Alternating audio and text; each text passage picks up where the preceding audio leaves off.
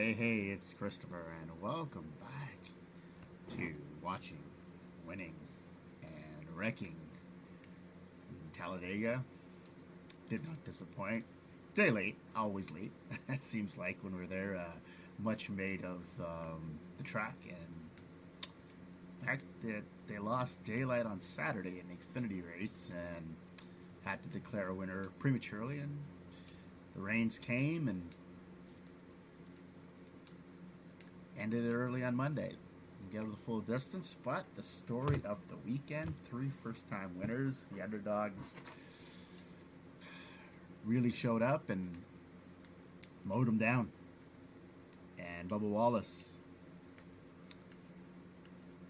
the big winner, leads 5 laps and 180.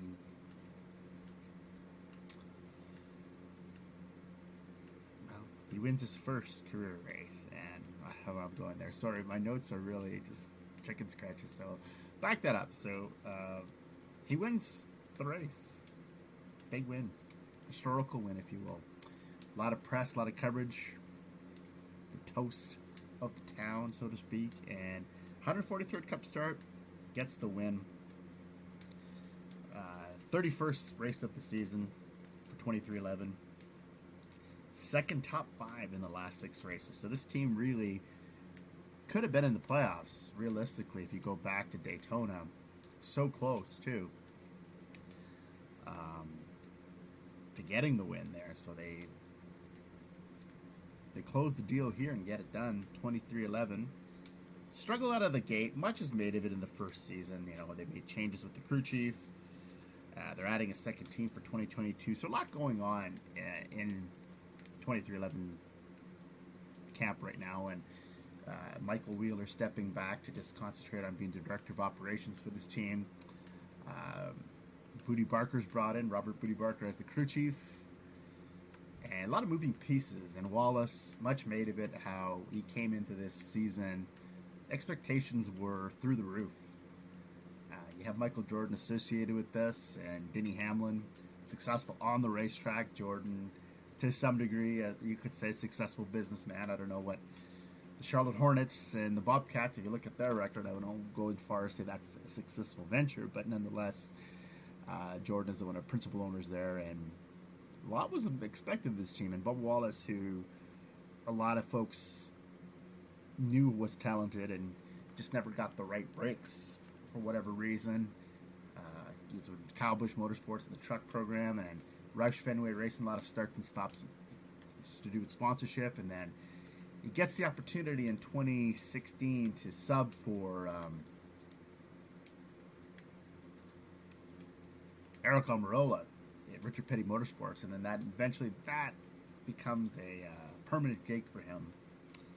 So that's kind of where we're at right now with this, and he's the second African-American driver to win a Cup race. Wendell Scott, as you know, about his career, December of 1963. Much made of that. And this team, a lot of perseverance and hard work, never giving in, and the rain showers also helped contribute to that win. But I don't think in the end, no one's really going to talk about the rain showers too much. It's a popular win, a lot of jubilation. I was ecstatic for this guy to finally get it, because I think there is a lot of talent here. Just a lot of unrealistic expectations placed on him. 2311's figuring it out. They're going to become a player in this sport, which most people expect them to do. This is a Joe Gibbs Racing satellite team, as we all know, and they've all been in the winner's circle this year. NASCAR rallied around Wallace last season, as you know. The Bubba Wallace, I stand with Bubba movement. When he was with RPM, there was a noose found in the garage. I believe it was at Talladega 1 year ago. And I like the quote Bubba had here. And I think a lot of people, again, that noose incident, not much really came out of it. And it was said that was there for years, but the timing, it just wasn't a good look. And Bubba Wallace was honored by his fellow drivers in pit road that day. Standing ovation for him. But I like what Wallace said here about the win. He says, you got to stay true to your path and not let the nonsense get to you. And stay strong, stay humble, stay hungry. That's a great quote. And that's a quote you could use in your everyday life. I think you got to stay humble. You got to stay strong.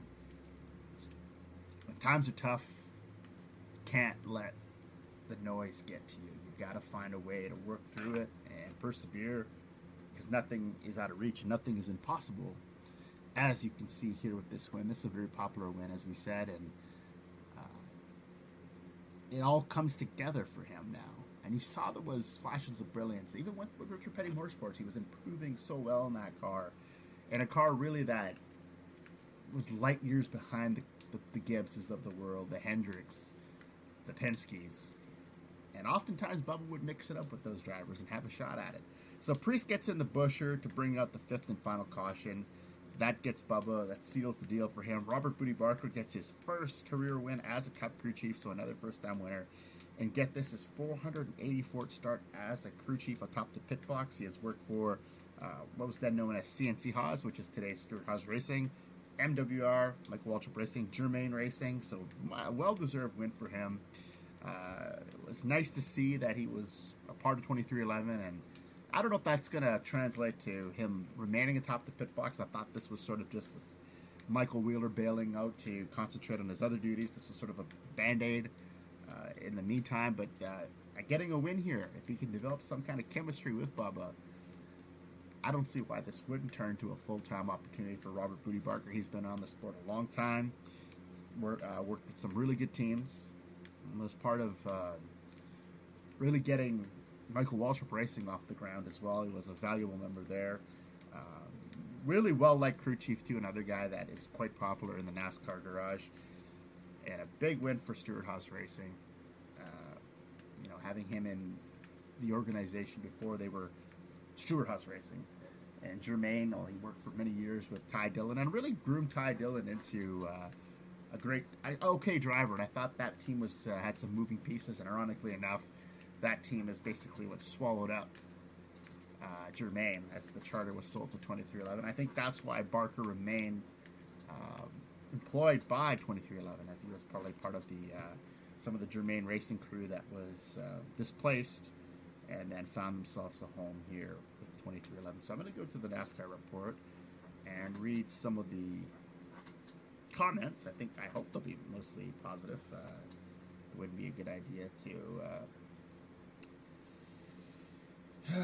disparage that, but we'll just have to wait and see. I don't know if anyone will say anything negative about Bubba Wallace winning here, but let's go to it.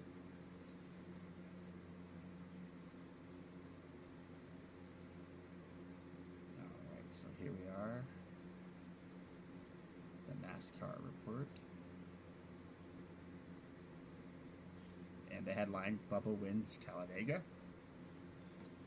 And Finny777, Instagram servers do indeed deserve to finish 41st, whatever the fuck that means. I think it was Instagram and Facebook were down this week to start the week. Everyone lost their mind. Blackout of 2021.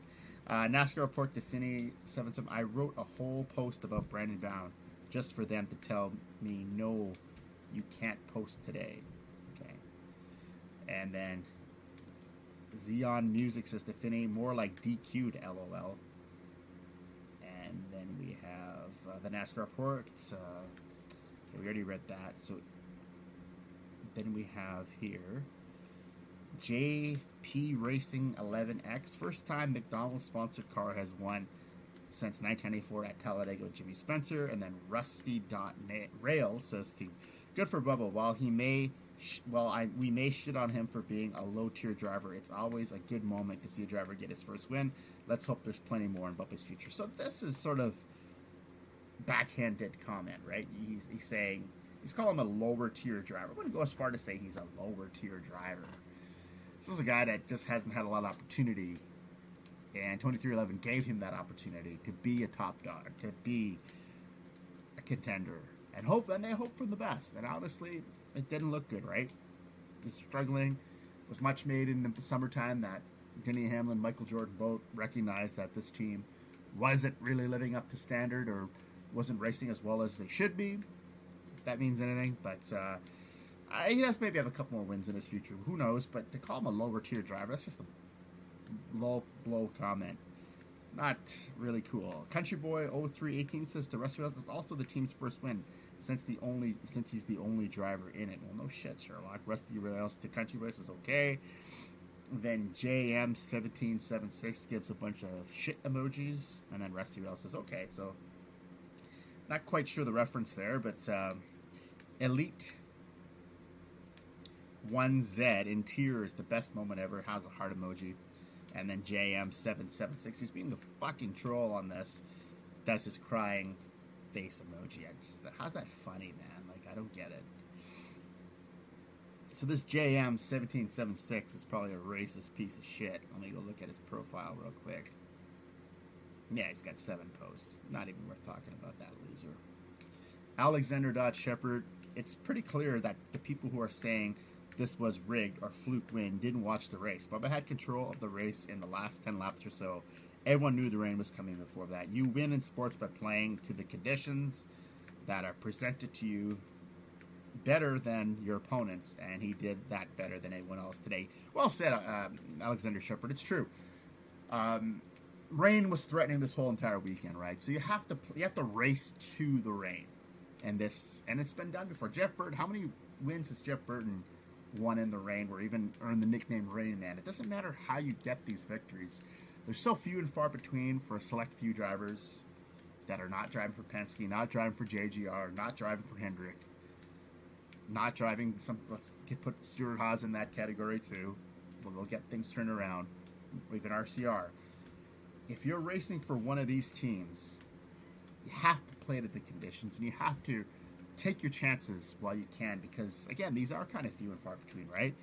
And Jeff Burton and Mark Martin were proponents of you should enjoy your every win, because you don't know when it's going to be your last. And who would know better than those two guys who never quite became champions of the sport, but were fairly consistent in their career. I think Bubba's showed a lot of promise this year, flashes of brilliance, as I said, that he can be a top cup driver. He can run well with these guys. Very much so. And then JM776 again with his crying face emoji and a clown. So JM1777, 76, go fuck yourself. Jacob King 1204 says congrats to Bubba. Just say congratulations. Why are we shortening things again? Clint to the row says let's go Brandon. No reference there, but Outlaw 24. No one cares if that was anyone else. They get going. I don't understand some of the comments here. Everyone's just discombobulated.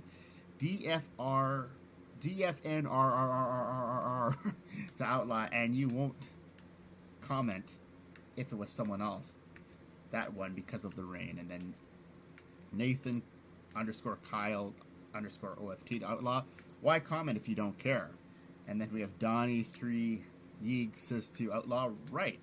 In a downpour, take this here. The fact, take the 2LL. And then Outlaw back to Donnie. Bro, no one cares. Get over it. And then Donnie to Outlaw. LOL. I mean, if you can't take as many as you want, here, I'll give you some smaller ones. This is silly. This doesn't make any fucking sense. So I'm going to put the kibosh on this because... wow, there's some of the comments here I'm not even going to get into because they are absolutely fucking horrid, and people are... It makes you think, like, some of these people out here, do they have their fucking head screwed on tight, man? I think it's crazy. Very crazy, but anyway, it is what it is, right? And it's insane. What is what it is, right? But here we go. Second place, Brad Keselowski, written off by so many, and it continues to stick it to y'all. Finishes second, falls shy of the Talladega sweep.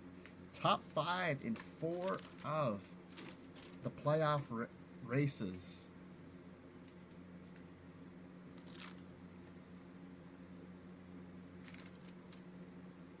20 points above the cut line, still fighting as if he's going to be back with Penske next year, and has to run well at the Roval, but finish 5th at the Roval in 2019. So Brad Doherty especially, he bugged me when he said about Brad was done. He was concentrating on his efforts at Rush Fenway next year. I don't mind Brad Doherty. I really don't. I think he's was a great basketball player in his day. Overshadowed a bit by Michael Jordan and the Bulls, as the Cavs were sort of the redheaded stepchild to the Bulls, can never quite top them. And I respect the fact that he does own a car in this sport, and all the respect in the world. But in that same breath, I don't really see why anyone would write a guy off who finds a way to always win, finds a way to get things moving when most people are saying, well, they're writing him off, right? I just think that's completely foolish, and not gonna say Keselowski will win this title. I'm not gonna go out as far as to say that, but I think he's gonna move on to the round of 8. Much to the chagrin of some of you people who think that he should just pack it in. And why? It's a championship for him, right? Still, it wouldn't be Penske on the way out, but that would make him a 2-time champion. And again, just cements what is going to be a Hall of Fame career for the Rochester Hill native. Joey Logano leads 9 laps, but second top 5 in 2021 playoffs. The Penske drivers are finding a way to get there, like his teammate Brad Keselowski, 21 points above the cut line, right behind Kyle Larson. Really, no one was giving much of a chance to Logano. It wasn't on anyone's radar. Sort of an off year for him. Here he is when it's crunch time to go. He finds himself right in the thick of the title fight. First top 5 since the spring 2019 race here at Talladega, as much as made of some of his wrecks or extracurricular activity, his rides that he went on at Talladega Airborne. I don't think that was written in the cards for him, but nonetheless, as much as made of it, not as much as made of this guy's a 3-time winner at this track. He finished runner-up at the Roval last season, so no reason to count him out either. Likely to move on to the round of 8, barring complete disaster, and that is really much is made of Joe Gibbs Racing and Hendrick. So Penske's also going to keep their name in this too, because I think a Penske driver could potentially be in the Final 4. Take your pick. Any one of those 3 have run well enough, I think, to make it to Phoenix and have a chance for the championship. Kurt Busch, 4th place finish. Leads 9 laps here. 3rd top 10 of the playoffs. Still fighting, even though this team has nothing really at stake in as far as the title picture goes, but he's now 0-42 at Talladega. Figured to be the first driver to win at 23-11, so I thought so too. But it will be a strong asset to this team as they continue to build towards 2022 and develop themselves into a contending team on a weekly basis. And Denny Hamlin has confirmed this week that he has acquired a charter and a crew chief for Kurt Busch, but has not named who that will be. But a big shout out and really strong props to Kurt Busch for really continuing to run hard for this team. I know Ganassi, they're in their final dying days here in NASCAR, but he is still performing at a very high level, and I wouldn't expect anything less of Kurt Busch. A lot of people think about Kurt Busch in early in his career, sort of a rebel rouser like his brother.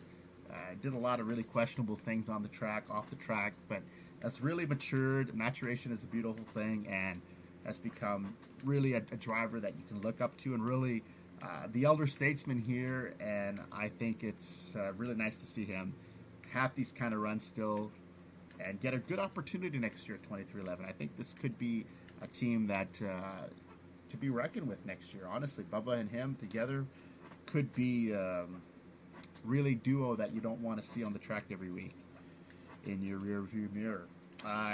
Christopher Bell, a 5th place finish, leads 12 laps here, but his second top 5 of the playoffs. He's 28 points below the cut line. Pretty much has to win to advance. He was 24 at the Roval last year.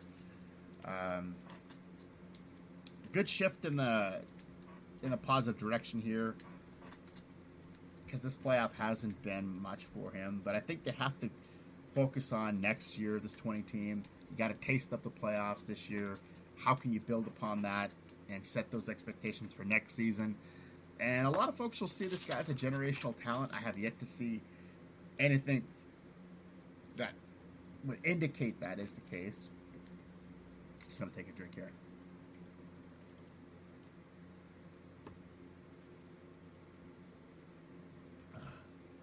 That's good. And I'm not shitting on the guy purposely, because he had a run-in with Kyle Larson, who's a driver I really admire. But Joe Gibbs has an issue, and has had for a long time, with talent. You let go Eric Jones, you let go Daniel Suarez. Now you're letting Harrison Burton walk free from your Xfinity team. Daniel Hemrick. It's like he doesn't know what... Noah Gragson was in the system at one point. Bubba Wallace. Like, he doesn't know what to do with his talent. And he put all it on here for Bell. You know, they say don't put everything in one basket. Well, that's what he did here. And I'm not sure he's going to quite get the return on that. Bell has looked average at best. He's got the win at the road course at Daytona. Looked really strong at Loudon, New Hampshire. But is it too soon? Does he need more time? This is his second season. The first season you can forgive a little bit, to Levine family was a developmental team. It wasn't really going to do a whole lot. Levine family had better numbers, I thought, with Matt DiBenedetto. And that's another driver you had in your organization at one point. So I just don't know. Gibbs could be really hurting for talent in a few years. Chris Buescher, 6th place finish here, leads 7 laps, strong on the super speedways this year, nearly wins Daytona but gets DQ'd. But a good run for him, second top 10 in a playoff race. So Chris Buescher still, again, fighting the good fight, even though there's no stakes in the game title-wise. But a good season nonetheless for Buescher.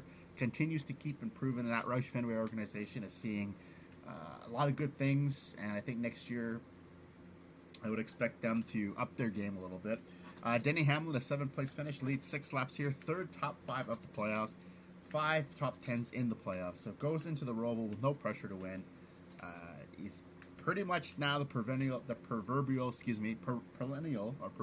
whatever one you want to say, vote applies. Title favorite, and a lot of people shouldn't put him on such a pedestal. As we know, he does have a habit of not rising to the occasion when he has to for the championship. I know Jeff Burton is head over heels over him lately with putting him over like gold, but don't let him disappoint you. But his best finish at the Roval was 12th in 2018, so I don't expect him to be a factor, but he is already into the round of 8. Not much to worry about for Denny Hamlin, and gets his first win as an owner at Talladega, Cup Series in general, but it's fitting that it was at Talladega, right? Place that a lot of first-time winners are crowned. Kevin Harvick, 8th place finish, leads 16 laps. Another good run for the 4 team, and has not finished outside of the top 10 in the entire playoffs. But this is how cruel this playoff system is. He could find himself out of this thing after it's all said and done at the Roval.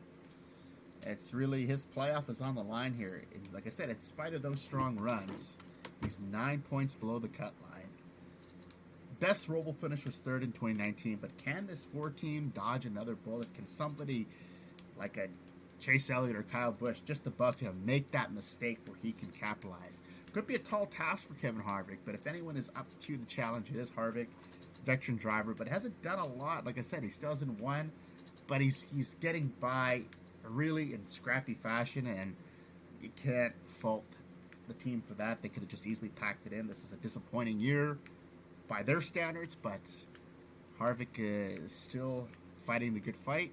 Eric Jones, a 9th place finish, a 2nd top 10 in the playoffs for Richard Petty Motorsports. This team is improving under Jones. They're starting to feel really comfortable with one another, and the second top 5 in the last 3 races. And we'll have to have a lot of hard work to get his top 5 this season to keep that streak alive, as we talk about every week. Team tied their top 10 total from last season with Bubba Wallace as the driver. They can easily break that, I think. Eric Jones is showing a lot of poise and maturity. Not in the best situation with this team, but is making the best with what he has, making chicken salad out of chicken shit. And anytime anyone can do that, I commend them. Anthony Alfredo, his future very much in doubt with Front Row Motorsports. 10th place finish here. Career best for the rookie driver, led 1 lap. And this is the 6th top 10 for Front Row Motorsports as a group this year. And Alfredo, it would be sad to see him go. I think he's a great follow on Instagram. Seems like a really good young guy. But again, we don't get by in life on being nice and being pleasant. And unfortunately, the way this sport works, it's all performance-based, and Alfredo hasn't done a lot to warrant a second year in that car. That's not a slight on him. It's just Front Row Motorsports, it's a tall task getting behind the wheel of this car and making something stick. But does he deserve another opportunity? Absolutely. Let's just hope that they didn't sell the charter, as much has been talked about, that this team would sell one of their charters to potentially 2311. And what would that mean for the 38 car? But Front Row Motorsports says they're not going out of business. They're going to continue next year. But if they continue as a one-car effort, that's sort of taking a step back for a team that's always found a way to do more with less. And I think that's would be awful if they have to go to a single-car team next year. Martin Truex Jr. gets a 12th place finish here, leads 2 laps. Worst finish of the playoffs. So if that's your worst finish of the playoffs, you're doing something right. But he's now 0-34 at Talladega. Goes into the Roval 20 points above the cut line. So has to just race a really clean race. No issues. He's on to the round of 8. His best Roval finish was 7th twice in 2019 and 2020. And Ryan Blaney, a 15th place finish. The 12th team seems to have cooled off since late August when they were red hot. Could do no wrong. Now only 15 points above the cut line. Now he seems like the best team at Penske. At one point is now sort of the 3rd best team at Penske. So it's kind of shifting up and down, and now he's being overshadowed by his 2 teammates who are in a better position than him at this time. So he has to run a really clean race. But Ryan Blaney is a former Roval winner. He won the inaugural race in 2018, and no finish worse than 8 in those 3 starts. So if he can run that kind of race again, he's free and clear to the next round. And then you have Chase Elliott, an 18th place finish. A rough day and all in all for Hendrick Motorsports. The reigning champion is only 9 points above the cut line in some dangerous territory. But he's going into the Roval. There's a possibility all 4 Hendrick cars could fall out of the playoffs once the Roval is complete. Or we could see them all in the Final 4. That's still very much a possibility. But 3 of the 4 could legitimately be out once the checkered flag waves on Sunday at the Roval. He's going for his 3rd consecutive win at the Roval. Can he do it?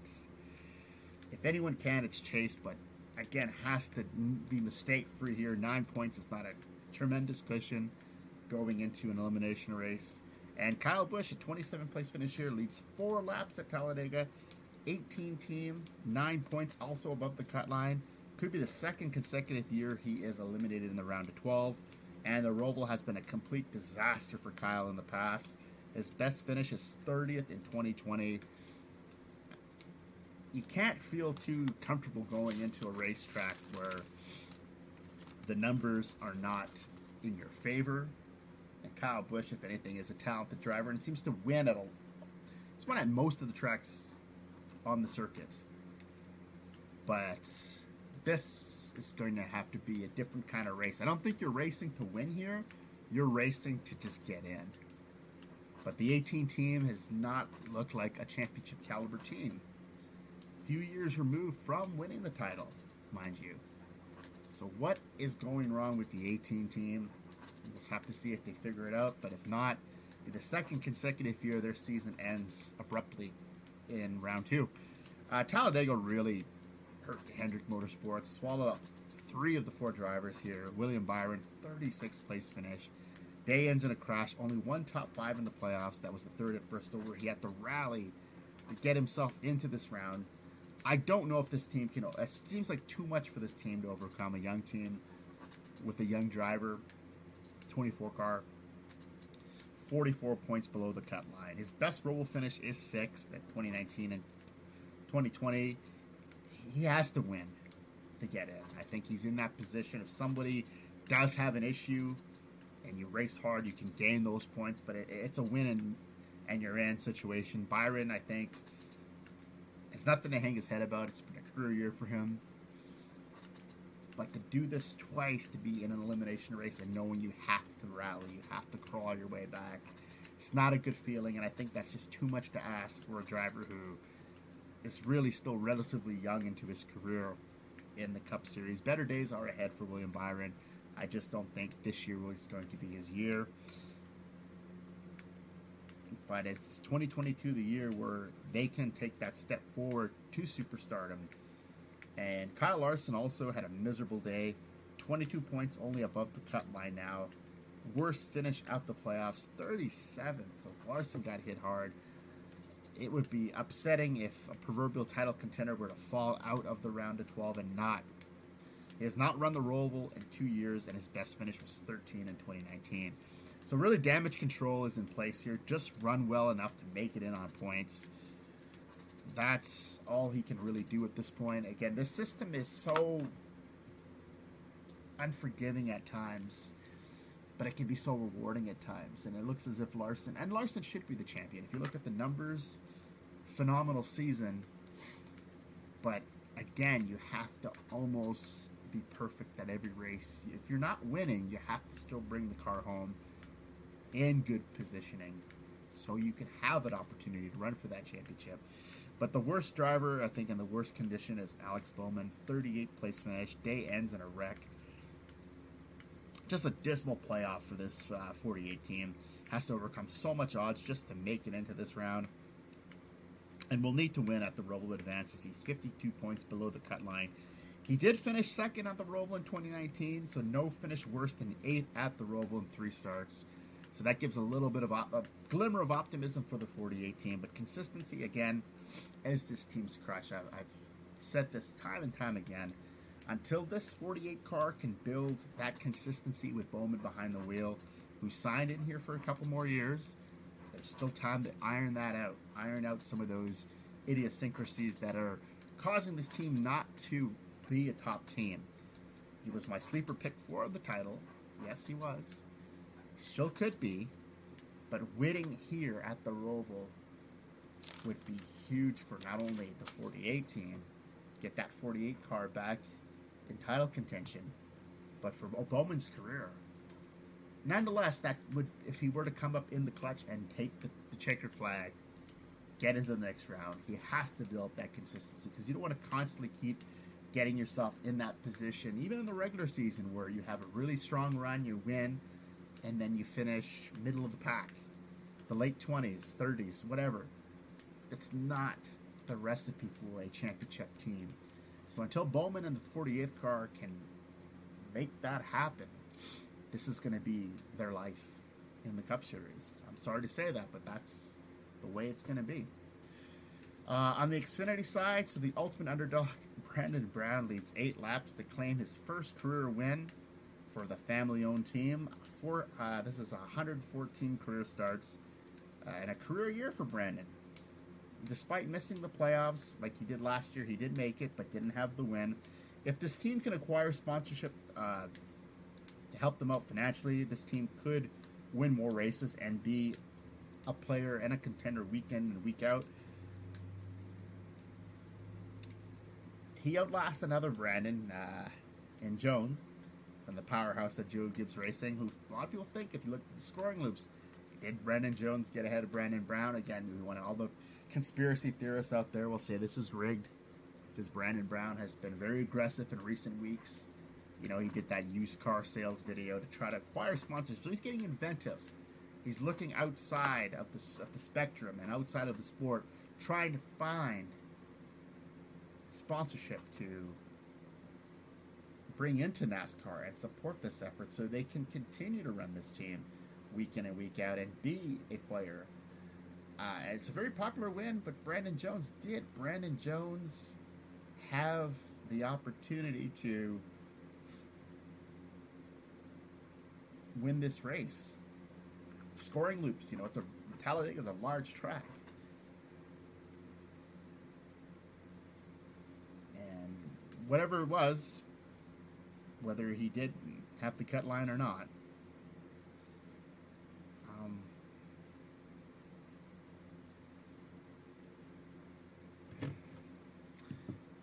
that's a debate for another day. But Brandon Jones, second place finish here. His third run-out finish of 2021, Homestead, Michigan, and Talladega. 3 consecutive top 10 finishes. 2 out of 3 of those are top 5. So Brandon Jones, things are really clicking for this team. This team has tied their top 5 total from last season. It's 21 points above the cut line. Is likely to make it in. He's closing in on 200 starts to his Xfinity career. A win would have likely, I think, guaranteed his position back with this team in 2022, but running well down the stretch should do the same. I would be very surprised not to see him return to Joe Gibbs Racing next year. But Brandon Jones, a really good day for him. Justin Allgaier, a third place finish, leads 7 laps, 4 consecutive top 5 finishes, 7th consecutive top 10 finish, and he's 50 points above the cut line and feels like he could upset Cindric or Dinger and claim the championship at Phoenix. Daniel Hemrick, a 4th place finish, 2nd consecutive top 10 finish, remains into the title picture, but 41 points above the cut line. Moving on to Calling in 2022, but I think he would still like to get that first win and end his Joe Gibbs Racing career on a high note. And Jordan Anderson, this is quite the story. A 5th place finish, best finish for Anderson in 18 career races. And Jordan Anderson is, again, like Bubba Wallace, he's the picture, he's the face of Never Say Die, No Surrender.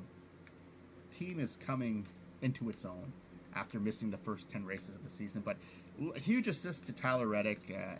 Those 2 guys get the top 5s this year for them. But any driver that Anderson has used has helped this team get better. They've had Jones in it,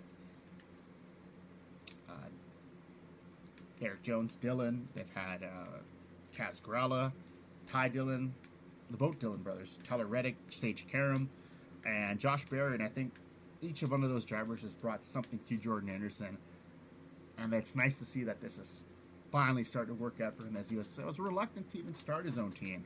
And then you have the COVID protocols where qualifying is non-existent, it seems like, in NASCAR. But that returns next season. Jordan Anderson has a really good team here in place. Could drive the car himself or have a seat open. There's a lot of free agents that would be a good fit. Matt DiBenedetto could be a good fit for this car. Ryan Preece. Just throwing it out there. Justin Haley, a 6th place finish, 6th consecutive top 10 finish, 24 points above the cut line. He's 2 top 10s away from a career high, and in the top 10 department in the Xfinity Series as he moves on to Cup next year. A really solid Xfinity career for Justin Haley. Jeb Burton, a 7th place finish, 16th top 10 finish in 2021. Now 8 points below the cut line. His future is very much in doubt because of the sponsorship from Nutrien Ag Solutions leaving the team. And now with the acquisition of Daniel Hemrick could this team scale down to a 2-car organization instead of 3?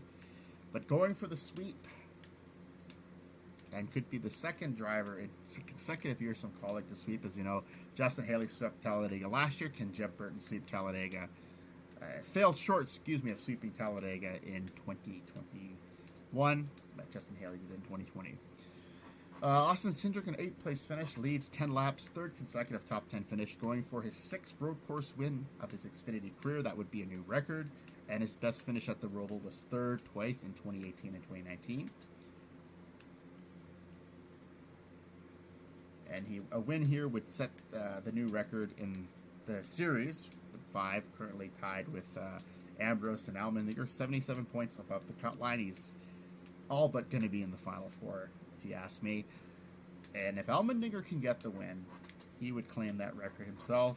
Josh Berry, a 9th place finish, Again, in relief of Michael Annett, 12th top 10 of 2021, leads 3 laps here. We all know Josh Berry's story for next year. He's on to full-time position with Junior Motorsports. And issues for playoff contenders, Jeremy Clements, a 24th place finish here. 48 points below the cut line. Rough season for Clements. I know he makes the playoffs, sort of a bandage, but career high in top 10s for him at 7, but yet to really run in the top 5 this season. His team just, again, they were just in the right place at the right time to make it in on points, but not a strong team this year. Maybe they can figure it out for next season. Harrison Burton leads 2 laps, but his 25th place finish. Day ends in a crash, ending his consecutive top 10 streak at 9. And his final starts for Joe Gibbs Racing in that 20 car coming up. He's 8 points above the cut line. We'll have to battle his cousin Jeb at the Roval to see which Burton makes it to the next round. Riley Herbst's 27th place finish, led 26 laps. 2 weeks that his day, consecutive that his day has ended in a crash. 3 of the last 5 weeks ends in a crash. And after 2 weeks of that in the top 10, so it's kind of been up and down for Herbst. He's 32 points below the cut line. He made really good on Michael McDowell's injury. That's how he got to this point. But other than that, I don't see this team making it to the round of 8. Noah Gragson, 30th place finish. Day ends in an awful crash, but 18 points above the cut line. An up and down year for the 9 driver. But safe to say he will make it to the next round. And AJ Allmendinger, 39th place finish, leads 3 laps. Day ends on lap 24. Only the second time Allmendinger has ended prematurely a race due to a crash or an engine failure. But it hasn't really impacted him much. His team is likely to make it to the round of 8. 33 points above the cut line. And Myatt Snyder, a 31st place finish.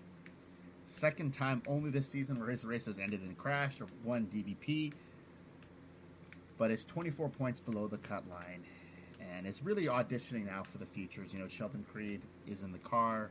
Wheeling was announced as the sponsor on Saturday, and it is indeed the 2 car, so that means Snyder will not drive for RCR next year.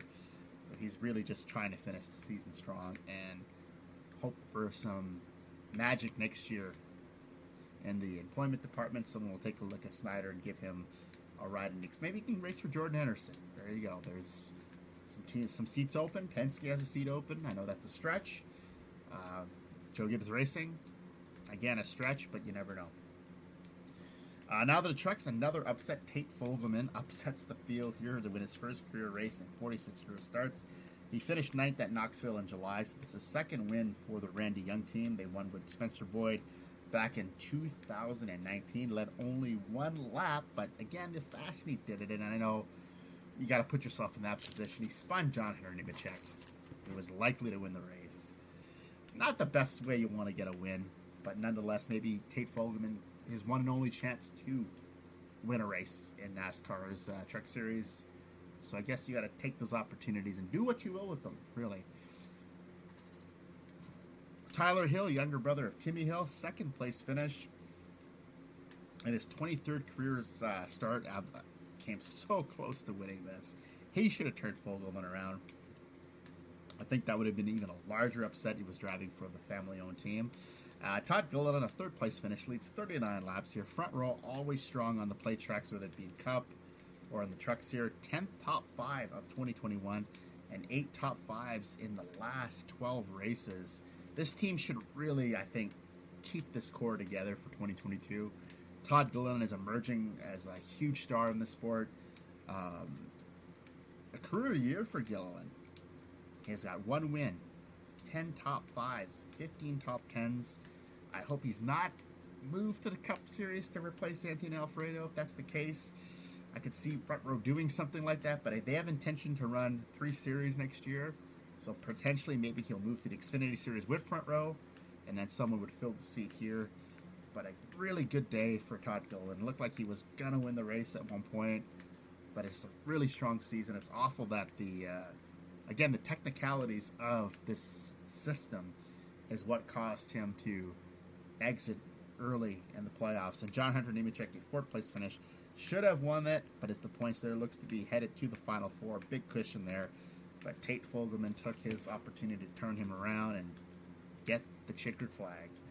Ryan Truex, a 5th place finish, second top 5 of 2021, and second consecutive top 10 finish for the Nice driver. So it's good to see Ryan Truex up front. And Corey Roper, a veteran driver, earns his second top 10 of 2021 and follows up his 3rd place finish at Daytona. And then Spencer Boyd, the 2019 Talladega winner, finishes 7th, his first top 10 since winning at Talladega 2 years ago. And Randy Young's trucks in this case, are both in the top 10. And Ben Rhodes, 13th place finish. Average playoff run, but it's only 1 point behind John Hunter Nemechek for the points lead. And if things were to go his way, he would win his first title and the 4th for ThorSport. Ben Rhodes very much in the playoff hunt and has had a career year. Matt Crafton, 14th place finish, 4 consecutive top 10 finishes snap, but 26 points above the cut line going into Martinsville. ThorSport has a 50-50 chance of winning the title should Crafton and Rhodes make it to the Final Four. So that would be some odds that Hunter Nemechek and Sheldon Creed would have to overcome if those indeed are going to be the Final Four drivers. So it's a really good opportunity for ThorSport. Sheldon Creed, a 12th place finish, has fell out of...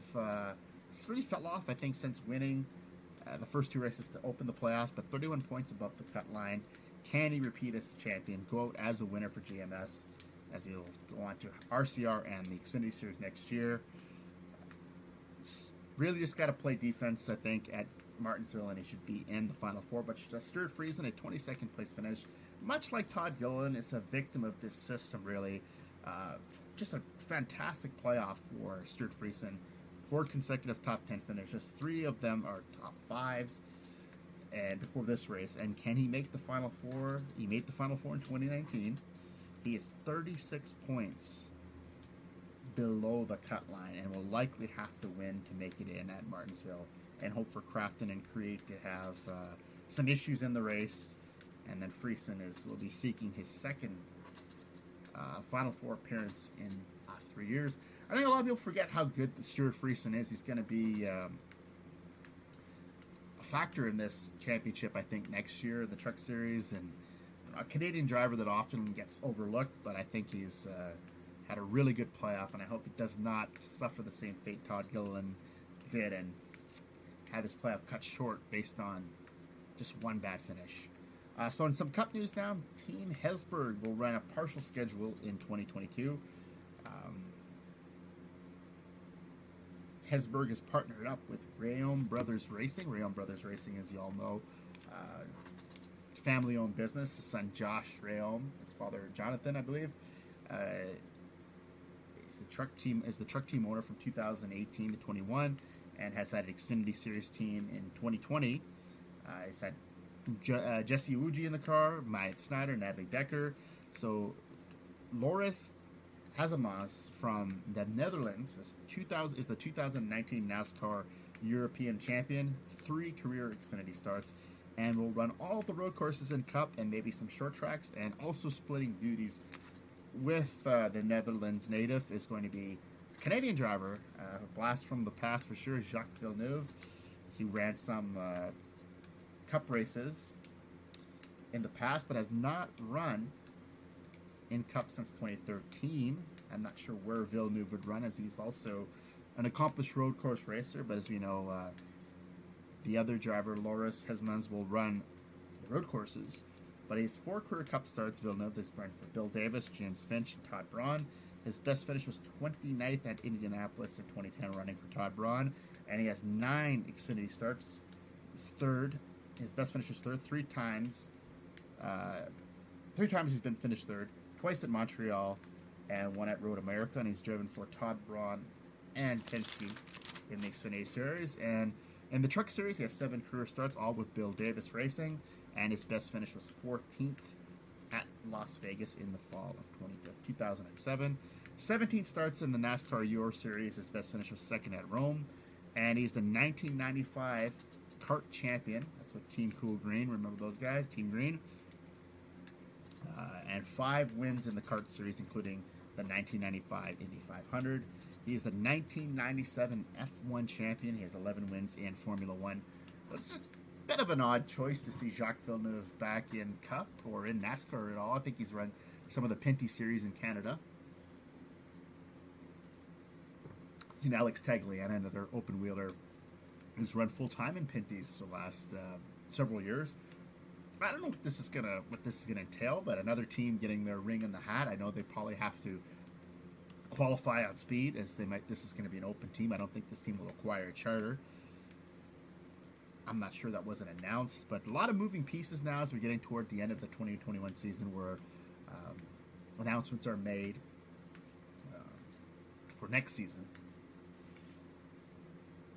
And this one, it's a bit of a head scratcher, but again, another team. It'd be good, interesting to see what they do. Jacques Villeneuve is an accomplished race car driver and very popular in Canada. I know a lot of them. It's also very unpopular in Canada. I know a lot of people who do not like him, and everybody remembers his famous feud with Michael Schumacher for the '97 Formula One championship. And Kaz Grella will test the next-gen car for Starcom Racing next week at the Roval, as reported by Bob Popkris, that Starcom still intends to sell its charter to Spire, but still has the infrastructure to run a part-time schedule or to field an open car. So I don't know if that means for Quinn Huff's future, or Quinn Huff, however you want to say it. We'll call him Quinn Huff. That's what me and Amanda call him.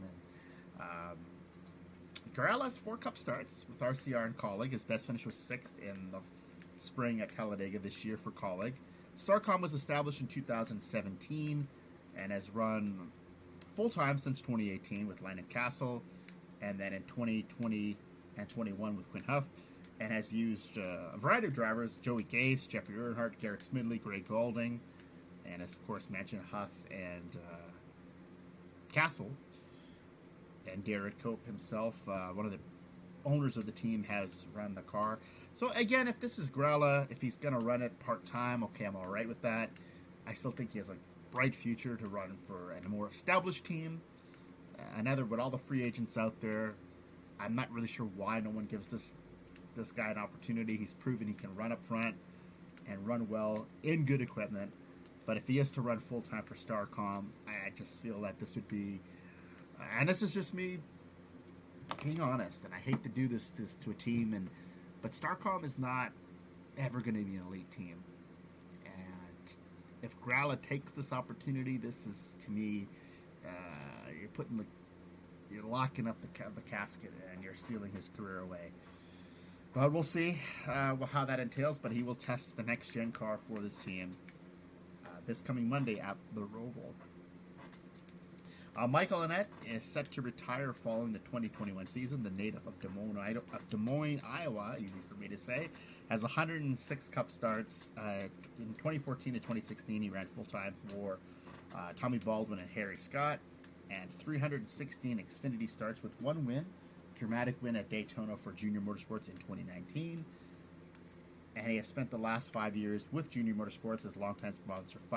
Flying J and Pilot Travel Centers have sponsored him, and that's what really, I think, got him that good ride with Junior Motorsports. And it's done okay, average. He's probably the weakest of the 4 drivers there, but has had a really consistent career. He comes back each and every year. But Michael, really, I think, what derailed his career for him, and it's going to end it prematurely, is that he's been dealing with a leg injury for most of the summer. Has kept him out of 5 races this season.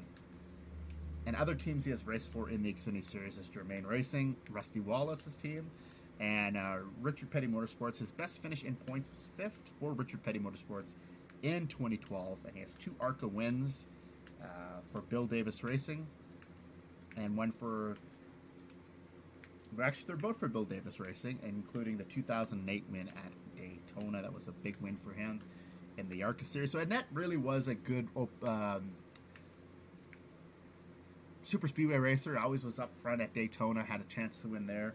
Won an ARCA race at Talladega. Was a really good road racer. He had a good run at Road America this year. So it's, again, happy trails to Michael Annett. Sad to see him go, but now that leaves a vacancy for the number 1 car. Benedetto, Ryan Preece, Kaz Gralla, a lot of good names out there that Junior Motorsports might put into this car full time. I know Sam Mayer yesterday during the Xfinity race, Sam Mayer was talked about potentially driving full time for Junior Motorsports, but I thought that Josh Berry had acquired that seat of the 8 car, so maybe they put Mayer in the 1 car. I'm not sure.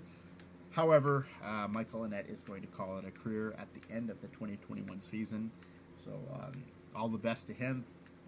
And there's some tragic news here. I never want to report this, but John Wes Townley was killed on October 2nd in what the Athens County Police Force had said was a domestic violence incident. Townley has 76 career Xfinity starts. At Trucks, he has 110 starts, 1 win at Las Vegas in 2015 for a family-owned team with the longtime sponsor for his dad, Tony Townley. At Zaxby's, a chicken franchise in the southern USA. He has 2 ARCA wins for Bill Venturini Racing, and again, Tony Townley, his father, is both at Daytona, one in 2016. That was for his family-owned team. In 2013, that was for Venturini. And he'll be best remembered, unfortunately, for his lame fist fight at Gateway in 2016 with Spencer Gallagher, where look like they're just wrestling, 2 kids wrestling in the schoolyard. One, there's a takedown, and it's silly to watch. It's actually quite comical when you see that video. Amanda showed Amanda that video, and we thought it was a bit on the funny side, but unfortunately, it's never funny when someone loses their life, and it's reported that he was wielding an axe, and a soon-to-be ex-wife was involved with a possibly new partner, and whatever you thought about him or not on the track, or you thought he was even worth your time to think about, it's still tough to see people lose their life, and if he had mental health issues, that maybe he didn't get the help he needed, and all this is just really tragic and unfortunate, and it's too bad that this is probably going to define who John Wes Townley is, that and the little fight there, the little rough housing at Gateway, but nonetheless, rest his soul, and hopefully he'll find peace wherever he is. And that's just what I have to say about John Wes Townley. Other news, Ty Dillon will return to the Cup Series on a full-time basis in 2022. GMS has named the younger Dillon the driver of its 94 car in 2022. GMS has 40 truck wins to their credit, 2 titles with Johnny Sauter in 2016, Sheldon Creed in 2020. This is going to be an alliance with Richard Childress Racing, as that is Ty Dillon's grandfather's team. From 2013 to 21, they will continue to field trucks in 2022, and they have 1 Xfinity Series winner. It's for Spencer Gallagher, Murray Gallagher, the owner's son, in 2018. Was also involved in that squabble there with John Wes Townley. They ran Xfinity cars from 16 to 19, and Ty Dillon returns full-time to the seat of a Cup car following a 1-year absence. He ran 4 years for Germain Racing in the Cup Series, 166 Cup starts, and he ran 4 races this year for Jump Brothers Racing, primarily on the road courses, and I think he did the Bristol Dirt Race. His best finish is 3rd at Talladega in the fall of 2020, and Dillon has 1 Xfinity win and 157 career starts, and is a 3-time Truck Series winner in 57 consecutive starts. So, an interesting choice, but all the free agent names. Ryan Newman was also linked to this team at one point. But they're going the route that they'll have that alliance with RCR. It's sort of what Dillon was doing with Germain. I'm not sure what the results are going to be. Crew chief is yet to be named, but it's a good opportunity for Ty Dillon to have a fresh start in the Cup Series and have his name out there. He's going to be strong again, probably on the super speedways, as RCR does have a pretty good super speedway program, and maybe an opportunity to get GMS the win in the Cup Series, and would have one in all 3 series. So an interesting choice, but nonetheless, Ty Dillon will run for GMS. And another piece of news to pass along is Rick Ware Racing will switch manufacturers next year. They've run Fords on the super speedways with Joey Gase, but will continue to run Fords for all their teams next year, and an alliance with Stewart-Haas Racing to improve the performance for Rick Ware. As you know, Rick Ware Racing has some issues at times with performance on the track, so this could be a boost in the armor and could be helpful for Stewart-Haas Racing in that respect too, that you have some other news and notes to go on. Notes to go on, and not news. Tiring day, I guess. I got to get this podcast in for you, but I'm going to try to do it earlier next week. I know I'm procrastinating here, but we'll get it done each and every week for you. So 5 to watch at the Roval. Obvious choice is Chase Elliott, 2 wins at the Roval in 19 and 20. Is going for his 8th career win on a road course.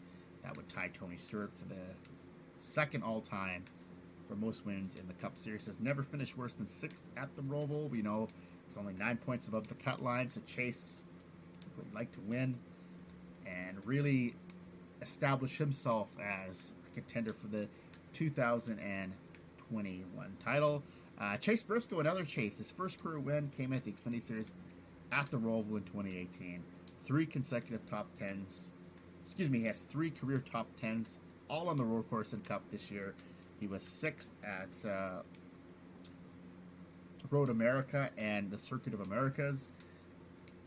And if Briscoe can get the win, he nearly won Indianapolis. Let's not forget that either, when he had him and Denny Hamlin had that dust up. But if Briscoe can do it, that'd be 2 of the 4 Stewart-Haas Racing drivers to win. And Almirola and Chase Briscoe probably weren't pegged as the 2 guys to win for that organization, should Chase Briscoe win this race. Take another drink. Sorry. We're almost finished. We're almost wrapping up here. Alex Bowman has to win to advance. His best finish was 2nd at the Roval in 2019, as we said before, and in 3 Roval starts, 2 top 5 finishes. So can Bowman rally here and just stun the field, get himself? And really, I think that would be a huge confidence boost for Alex Bowman. I don't see why he could not win this race. And the 48 car could have a chance to run for the championship, like old times, I guess. Ryan Blaney won the inaugural race at the Roval in 2018. He has 3 top 10 finishes at the Roval. 2 of them are top 5s. And this would establish him as a proverbial title favorite for the rest of the playoffs. And William Byron, his best finish is 6th at the Roval in 2 Rovals, 2 out of 3 starts, 2019 and 2018. Again, much like Bowman, this would be a huge upset, so to speak, and would really be, if more anything, a huge confidence boost for William Byron, that he can actually run with these drivers, these talented drivers, and not only just run, but have an opportunity to outlast them and claim the checkered flag and potentially put himself in the Final Four at Phoenix, Arizona. So that's been a Wave Checkers on this episode. Glad you could stop by for another episode of Watching, Winning, and Wrecking. I just want to wish everyone a very good week. I know if you're in Canada, you celebrate Thanksgiving on Monday. So happy Turkey Day to all of you.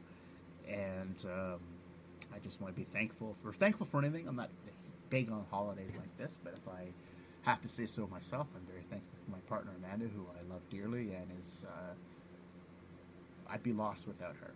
I would be nothing without my partner. She takes good care of me, and I love her lots. And it's like Thanksgiving every day, Christmas, birthday, all in one. Being with her, and I'm really grateful that she loves me as much as I love her. Baseball is in their playoff World Series coming up at the end of this month. Houston Astros have an opportunity to sweep away the Chicago White Sox. NFL Sunday, so some football action coming up, some marquee games that you might want to keep your eye on. Bills and Chiefs are in the Sunday nighter. That should be a fun one. And maybe the Jacksonville Jaguars can snap their ugly losing streak. Weak Tennessee Titan team who fell to the Jets last week. And then you'd have, what else is another game that we're looking at as a marquee game? The Bears and the Raiders. Justin Fields. Can he go up to Las Vegas and get the win? And then you have Trey Lance will start his first career start at quarterback as the 49ers play the undefeated Cardinals. Can they upstage Kyler Murray and the Cardinals? We'll wait and see on Sunday. But until next time, this is Hey It's Christopher. You can follow me at Instagram at Hey It's Christopher, and also the show account, Watching Winning and Wrecking. And until next time, I will see you back here on Watching Winning and Wrecking.